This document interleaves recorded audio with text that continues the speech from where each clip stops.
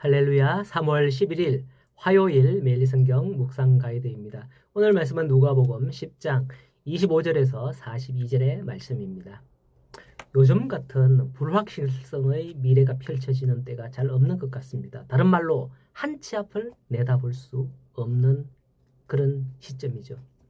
우리가 이미 확실한 답이나 해결책을 가지고 있음에도 불구하고 사람들은 이런 불확실성에서 그 정답보다는 어떤 변수를 대비하기 위해서 어떤 대안을 찾기에 혈안되어 있는 것을 볼 수가 있는 겁니다.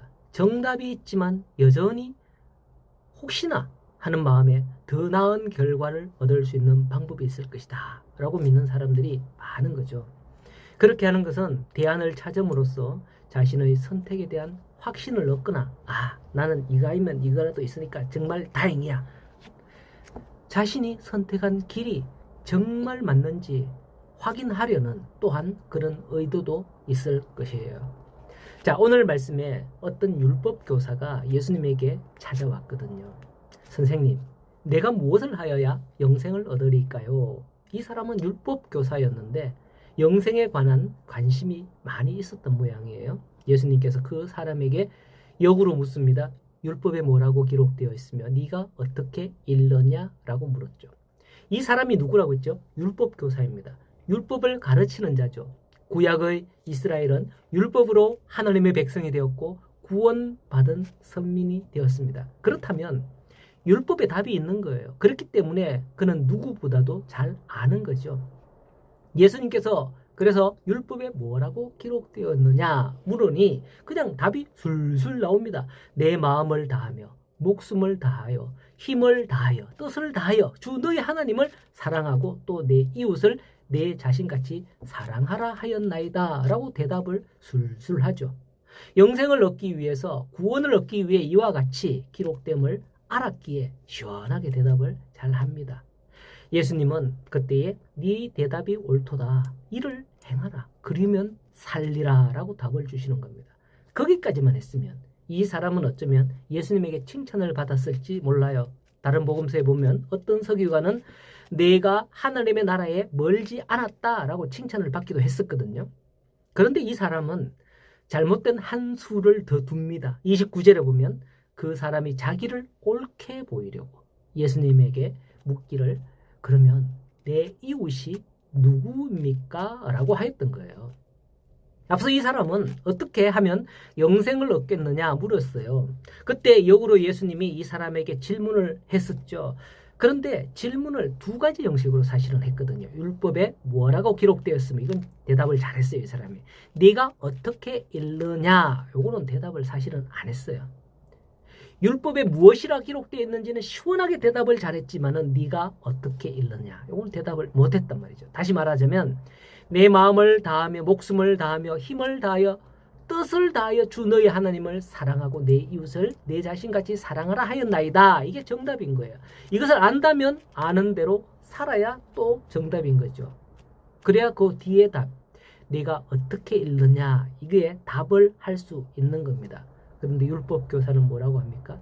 자신이 알고 있던 말했던 그 정답을 놔두고서 어떤 사람이 내 이웃입니까? 라고 이렇게 예수님에게 묻는 거죠.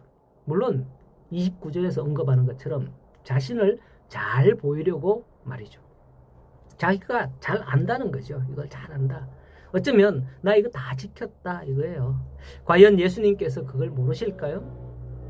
이때 예수님께서는 우리가 이미 알고 있는 한 선한 사마리아인의 비유를 말씀을 하십니다. 어떤 사람이 예루살렘에서 여리고로 길을 가다가 강도를 만나서 거의 죽고 가고 있다는 거죠. 마침 그때에 한 제사장이 예루살렘으로 올라가고 있습니다. 이 광경을 보았죠? 어떻게 했나요? 피하여 갔다라고 합니다. 그런 제사장이니 뭐 여러 가지 합당한 이유가 있을 거예요. 그리고 뒤를 이어서 한 레위인도 지나가는데 그것을 봅니다. 그것을 보고 또 그도 피하여 갔다라고 하죠. 레위인은 왜 피하여 지나가지? 제사장도 아닌데 제사장은 난 백성을 위해서 제사를 드려야 하기 때문에 율법에 따라 부정한 것에 손을 대면 안 돼. 혹시 저 사람이 죽었으면 어떡하지? 라고 핑계를 대며 지나갔을 텐데 레위인은 또 왜 그래 또 피하여 지나갔는지 궁금하긴 해요. 그런데 또 뒤이어서 사마리아인이 지나갑니다. 사마리아인. 그 사마리아인이 누굽니까? 그처럼 유대인들이 손가락질하고 개라고 뭐 혼혈이라고 막 그렇게 비난하던 그들 아닙니까? 사마리아인은 강도 만난 자를 보고서 불쌍히 여겼다고 그럽니다. 긍휼히 여긴 거죠. 긍휼히. 강도 만난 자의 상치에 기름과 포도주로 소독을 하고 짐승에 태워서 주막으로 데려가 돌보아 줍니다. 예수님은 이 대화를 율법 교사에 들려주면서 네 생각에는 이 세 사람 중에 누가 강도 만난 자의 이웃이 되겠느냐 물으셨죠. 율법 교사는 대답을 적시합니다. 자비를 베푼 자니이다 라고 대답을 하죠. 그런데 예수님은 어떻게 한 자가 강도 만난 자의 이웃이 되겠느냐라고 묻지 않으셨어요. 그렇게 물었다면 자비를 베푼 자, 어떻게 한 자? 자비를 베푼 자라고 하는 게 문맥에 맞는 답이죠. 예수님의 물으심은 그게 아니라 누가 강도 만난 자의 이웃이 되겠느냐였거든요. 그럼 누구예요? 사마리아인. 제사장? 아니요. 레위인? 아니요. 사마리아인. 누가?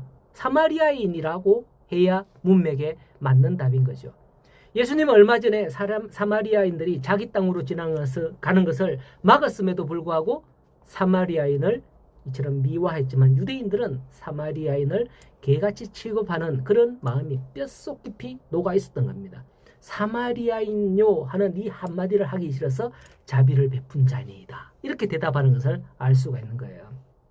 앞서 예수님께서 율법에 무엇이라 기록되어 있으며 네가 어떻게 읽느냐 했던 질문에서 네가 어떻게 읽느냐에 대한 이해를 이와 같은 선한 사마리아인의 비유로 설명하면서 가서 너도 이와 같이 하라.